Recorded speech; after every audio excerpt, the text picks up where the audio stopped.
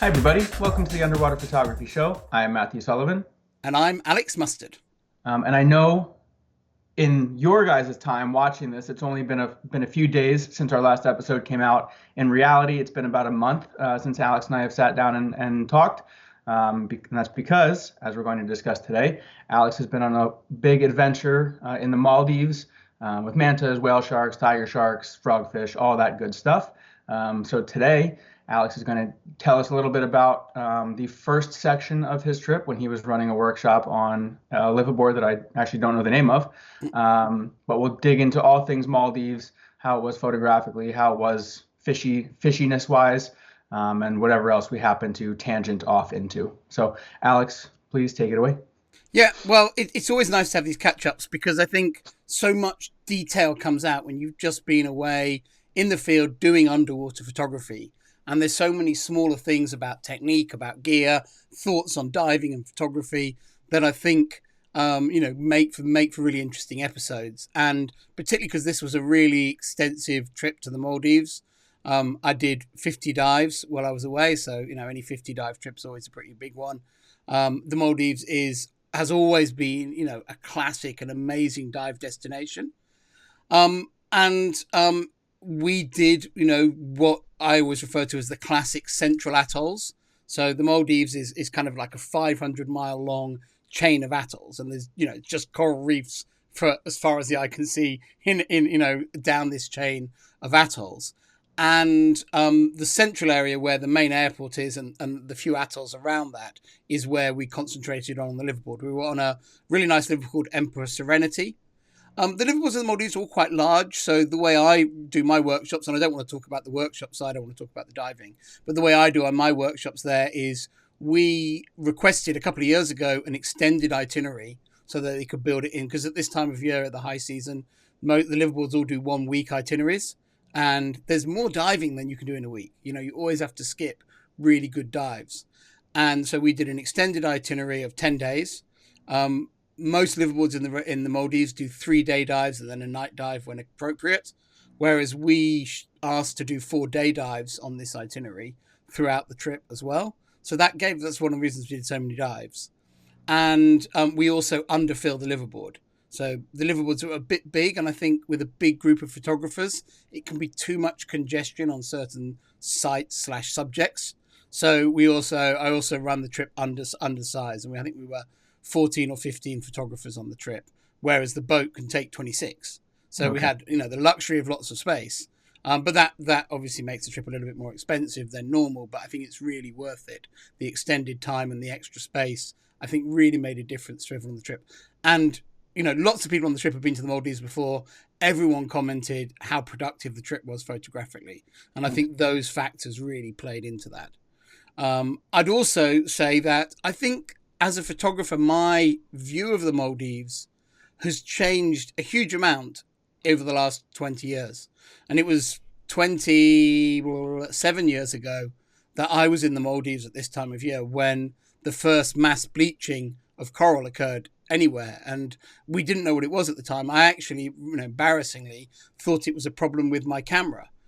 Because when back then shooting film, you'd get like one film developed every couple of days just to check that all the settings were right and you weren't cocking things up. But it was too expensive on islands to get too much film developed because you'd pay like $20 to get a roll of film developed back then on island, whereas back at home it was just a few bucks. And so you'd get one developed, and all the pictures were really bright. And I hadn't really noticed it on the dives because you just didn't look for things like coral bleaching. But all the corals are really, really bright, and none of us knew. And I thought it was a problem with the camera. I didn't even consider it was coral bleaching. But after that, the Maldives suffered, particularly those central atolls, suffered very strongly with loss of coral. And that's been followed up by multiple bleaching events. There was the tsunami as well in 2005, maybe, and which also really damaged shallow water reefs. And I think that changed a lot of people's perception of the Maldives. I'd also add to that photographically, the Maldives, you've got these big atolls, and the reason they're so rich in life is that the tide moves in and out of the atolls, and it creates really strong currents at times. But because the topography, the channels, all the submerged reefs, the are so complicated that the exact point where you're going to dive, you don't know what the current's going to be like until you get in the water. You don't know what the conditions are going to be like. And sometimes in the Maldives, you jump in and it's 150-foot viz, and sometimes you jump in and it's 40-foot viz. And you really don't know when you leave the main liverboard to go on the dive which of those two you might get. And you don't know whether it's going to be raging current or really no current at all. And you obviously generally want some current, but you don't want raging current. And as a result, the Maldives, I think, always frustrated underwater photographers because you'd go, okay, we're going to this amazing wide angle site. You'd put all your wide angle gear on and you'd go there and it was green and horrible. And then you're like, okay, we'll go and do an easy macro dive now. And you jump in and it's like 150-foot viz and there's sharks and rays everywhere. And you're like, I've got a macro lens on. And that unpredictability made it, I think, quite frustrating for photographers. And I would say that the average European photographer has traditionally, although most of the people have been to the Maldives and it's very, very popular for holidays and for family diving and for general divers, I think a lot of photographers, say like a typical European keen underwater photographer, they'll go to the Red Sea almost every year. They'll go to Indonesia almost every year. But the Maldives, they go a lot less frequently. And I think that comes from the fact that the unpredictable nature of the diving means that it perhaps doesn't deliver as many shots per dive, good shots per dive, as other destinations. The other place that this brings to mind that I've heard that same thing echoed a lot is Galapagos. And I know you've been there, I haven't been, but a Yeah, lot of people say it's fantastic for wildlife, it's fantastic for diving, but it's not necessarily photographically productive. Because, like you said, the conditions can vary wildly, and the wildlife isn't necessarily, up in your face all the time, things like that. So, um, yeah, yeah, and just I think reminded me that's of a it. great comparison. And it's actually the solution to both places is exactly the same. And that is, it's for me, it's the advent of wide angle zooms, and the ones that you and I use and like are things like WWLs, WACPs, FCPs. We've talked about them lots on here. I'm not going to dive into them, but for me, those lenses have transformed Maldives diving for me because particularly the WACP, and it's the same in Galapagos. You stick that on, and if the big stuff's cruising in, you zoom it out wide and you shoot all the big stuff. If it's not, you've got the ability to shoot individual fish, smaller scenes, close focus, wide angle. You've just got such flexibility because those lenses, with the lenses you typically use behind them, offer such big range of subject matter that you can really on the fly adapt to the thing. And I now find, yeah, so I think particularly that allied to the fact that the cameras are good at high ISO, so if you get darker conditions or murkier conditions, you can easily compensate setting wise, and it really, you don't lose anything. And I think it's that for me has really transformed the Maldives. And it's why when I first ran workshops there, people would be like, it was I really loved the diving, but I didn't get too many shots. And now the average photographer comes off the workshops there going, I can't believe how productive that trip was. Why do we trek all the way to Raja Ampat? There's more fish here. I'm getting more shots. It's amazing.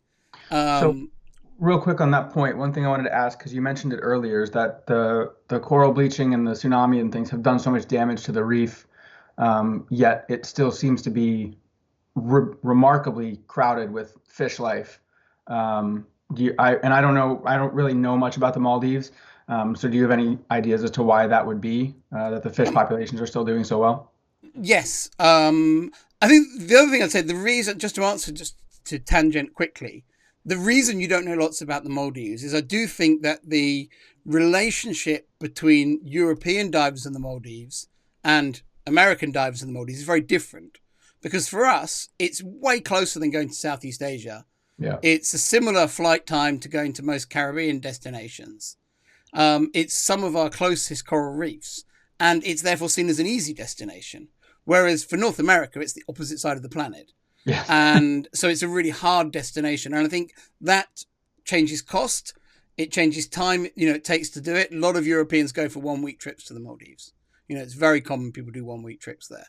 And as a result, I think that also changes your expectation. Mm. And I think, for us, it's closer than going to Asia. So when it's, as good as, a brilliant trip to Komodo or Raja Ampat, you're like, wow, this is incredible. Whereas if you go from North America and it's like not as good as a trip to Raja Ampat or Komodo, you're like, oh my God, it was further than going to Raja Ampat or Komodo and it wasn't quite as good.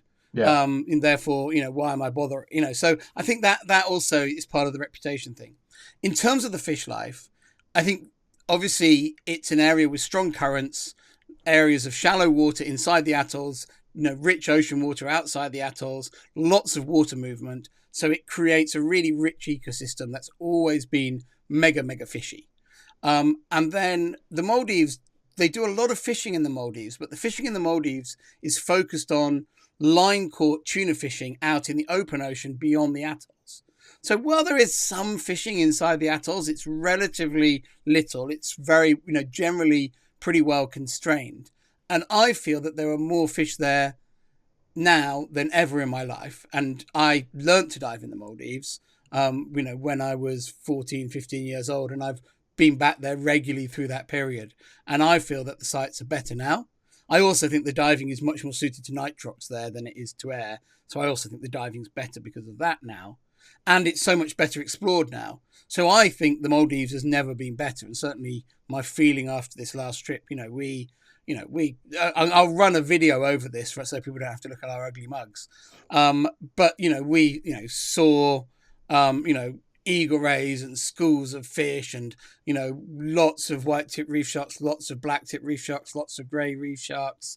The schools of fish are multiple different species. You've got bunches of sweet lips, tons of different types of snappers schooling.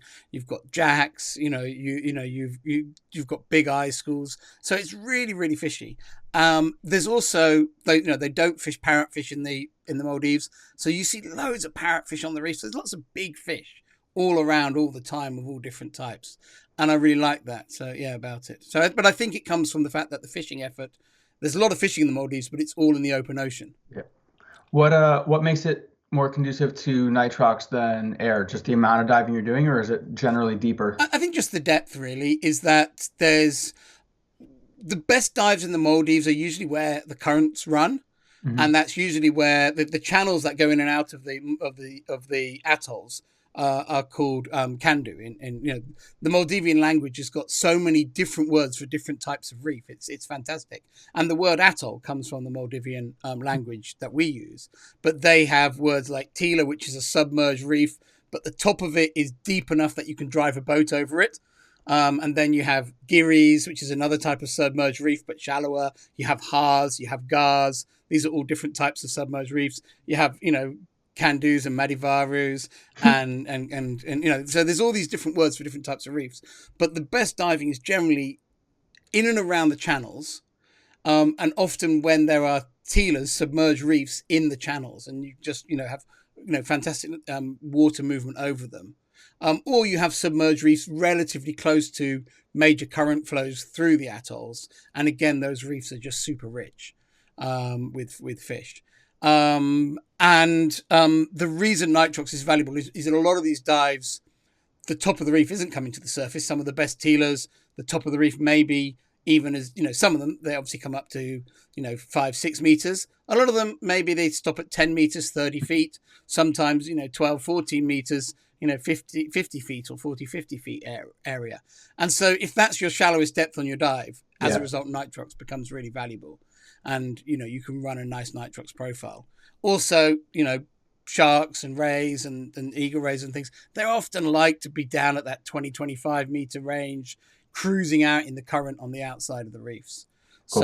So I think nitrox for me has also really changed the diving there. Now, that said, though, when we used to dive on air there when I was young and foolish, we'd often do really deep dives there, down to, 150 feet even, to see sharks.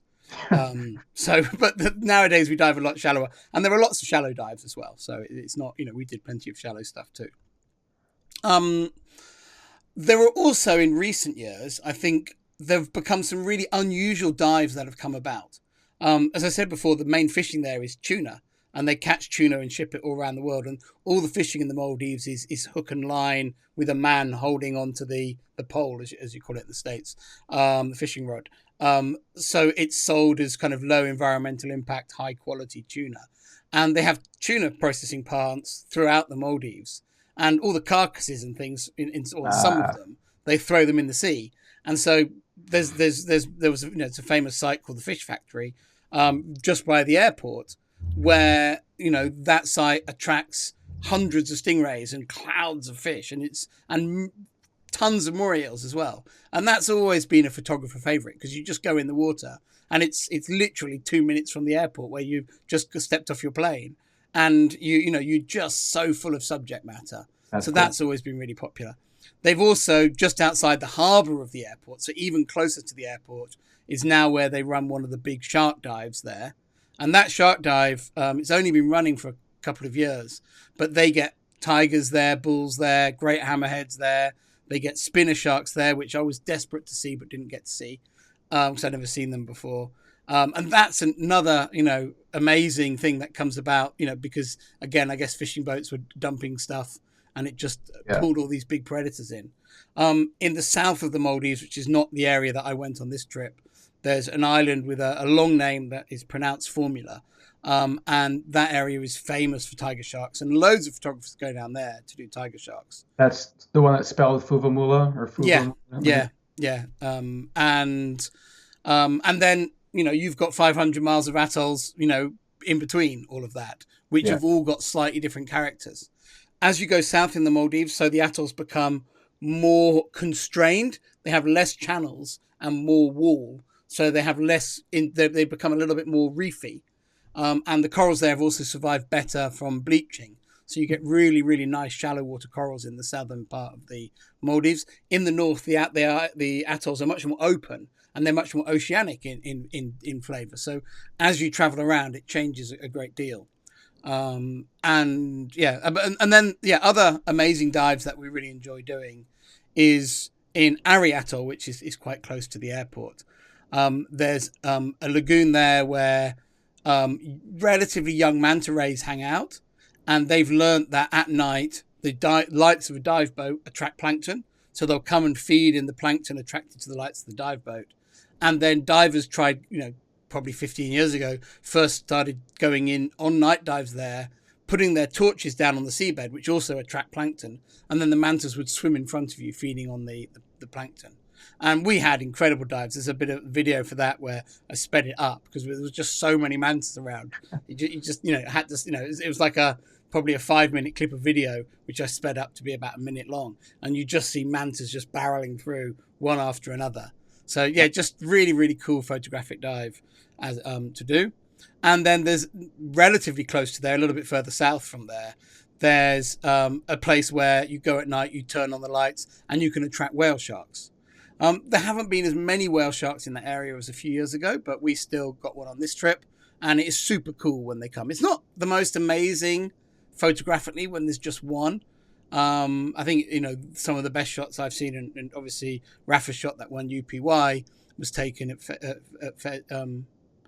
that lagoon, and it's that was in the days when they were getting lots of boats were getting multiple sharks at the same time, whereas this year it's been a bit quieter for whale sharks. Are there But I more? don't think there's any. I wouldn't read anything into that in terms of the population. I think it's just probably cohorts of recruitment, because the sharks that go there tend to be a very specific size, and it's not that they're not growing; they are growing. It's just they're at a certain age, and I think when you have a big clump of individuals in a certain age group, there's lots there, and then when there's less in that same age group a few years later, there's less there, and I think there's just a few less at the moment. So I really enjoy it. It's a really diverse trip. There's fish photography, there's lots of big animal photography, loads of turtles, lots of rays, stingrays of different types, eagle rays, mantas, sharks. And I believe you did even see a couple frogfish. Yes, yeah. I don't think it's in the video that I'm going to put on this but yes, we did on actually one of the sites where there's a couple of Italian islands that feed their resident nurse shark population, and live aboard. We don't feed them, but we go into those areas and make use of the fact that there are these habituated nurse sharks to shoot. And on one of the nurse shark dive, there's on the house reef of this island, there's a beautiful big bright red giant frogfish living there, which was really cool. And the guides told us it was there before the dive. And the group I was with I was at the back of the group, and I managed to find the frogfish after we'd been searching, and they'd given up and decided to go to the thing. So I didn't manage to show my group, but then I was able to show the other two groups on our boat that we were diving. So yeah, so we all got to see this beautiful red frogfish. I'll have to put a still in here of Yeah. him. But I've not really I'm not even started deleting pictures from this trip, so let alone process any. So I think what I would say as a sort of a summary on the Maldives is that I think that underwater photographers should definitely not use that kind of out of date, oh, it's not very productive photographically. And I also think that a lot of underwater photographers, they don't go to those central atolls. It's like, oh, that's all old hat. There's so many new dives there. Those dives are so different from how they were in the past. There's more fish than there ever was. There was, so many sites that used to have small groups of snappers have now got massive, clouds of snappers. And I've been diving these same sites for years. So I know what pictures I took there in the past and everything. There are new sites where, maybe some nurse sharks didn't used to get fed that are now getting fed, or there was factories dumping some carcasses and it's attracting things. So you've got these as well adding there. And in short, there's far more dives than you can really do in even 10 days. Yeah. So when you go on a 1 week trip, you never get to experience everything. And a 10-day trip is even better. I might even angle for an even longer one next time. Well, and then just a little bit on gear. It's obviously, as we've covered already, the realm of the wide angle zooms. I feel I use the WACP more than the FCP. There are relatively few sites that are out and out scenery sites. The ones that are amazing. There's some amazing soft coral dives there. But they're the exception. Most of the sites are hard coral dominated, or a bit of hard coral on top, lots of black coral around the sides. It's not that corally, it's just more fishy. And I prefer the WACP in the Maldives most of the time. But I did use the FCP, and I did use the straight fisheye. I also took the 90mm as a macro lens, and did a few dives with that as well. There's always good fish photography in the Maldives. Yeah. There's that you're forgoing something better when you put on the macro lens, on when doing those central atolls. And then the second part of my trip, which we've not talked about in this episode, is I went down to Lamu Atoll, further south in the Maldives. And that atoll is a really special place to visit because there's only one resort island in the whole atoll. So it's a very undeveloped tourist-wise atoll. And that resort is Six Senses Lamu, which is it's very ecologically developed, but also very luxurious resort. And I think that a few people on my trip did it in combo with the liveaboard, and it was a perfect foil. Very different type of diving down there. You've not got lots of divers around. You're the only dive boat around. You're often going out on the boat. There's only 2 or 3 of you on the boat. You dive a mixture of either channel dives or sheltered in atoll reefs. So kind of really easy diving. But down there's so much hard coral. It's like diving in a different country, completely a different destination. And yeah, really nice foil. But I think I think we could probably do a whole episode on that. So we'll dive back into that in the future. But I was trying a new flash trigger as well, that a contact of mine has developed. And it's, he's actually developed it's a simple manual flash trigger. It does 100,000 shots on a single charge. So it's really, really robust and strong. He uses laser lights rather than LEDs as the firing source, so that even if your cables get a bit damaged or old, you'll just get so much light down the cable that it makes them really, and you can use really long cables if you want. So he designed it to be able to use really long cables for off-camera strobing. And it's rechargeable? Yeah, rechargeable. That's but cool. Rechargeable. And yeah, hopefully, and I was just trying that out. It's quite funny because you can do shots of it, and if you have the camera on the table, you see on the ceiling these 2 red dots each time you press the shutter with this laser. I think you probably shouldn't look into it when you're testing it. Probably, but you'd have to get yourself very lined up. But yeah, that was a fun product, and I know I'm looking forward to. We'll talk about that more when it's closer to launch, but it's Okay, basically ready and running, so I think nice. that will probably be quite soon. And then yeah, but other than that, it was yeah just the strobes were of interest photographically, which we'll come on to. Yep.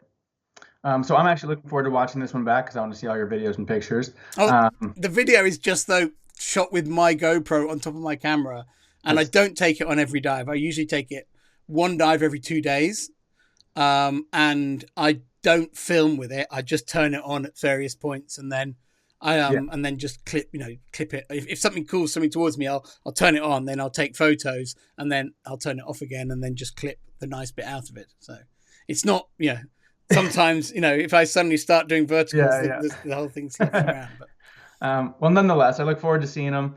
And thank you guys for watching. Again, it feels like it's been forever, but it hasn't been for you guys, but it has been a while for us. Thank you for the support as always, and we will see you next time.